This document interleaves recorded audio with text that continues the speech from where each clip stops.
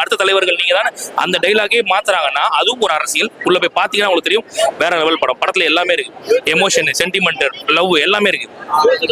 வேற லெவல்யா, உண்மையிலேயே சொல்றேன். அந்த தினமும் அந்த பாட்டுக்கெல்லாம் பயங்கர வைபா இருந்துச்சு, சூப்பரா இருந்துச்சு. படத்தோட அப்படியே டிராவல் பண்ணுவோம். எனக்கு ரொம்ப விஜய் சேதுபதி கூட நானும் டிராவல் பண்ண மாதிரி இருந்துச்சு.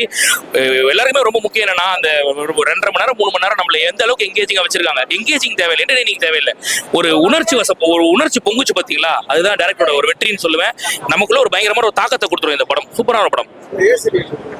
ஆமா, வயலன்ஸ் அதிகமா இருக்கு. அந்த ஒரே காரணம் தான் அந்த ஏ சர்டிபிகேட்டுக்காக வந்து குழந்தைங்க பார்க்க கூடாது அப்படிலாம் ஒண்ணுமே கிடையாது. எல்லாரும் பார்க்க வேண்டிய ஒரு படம். இதுல வந்து செக்ஷுவல் அபியூஸ் அதெல்லாம் எதுவுமே கிடையாது.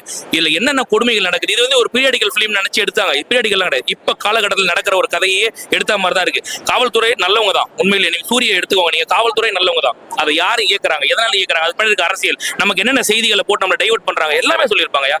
சூப்பரான ஒரு படம், உண்மையிலேயே சூப்பரா புரியும்.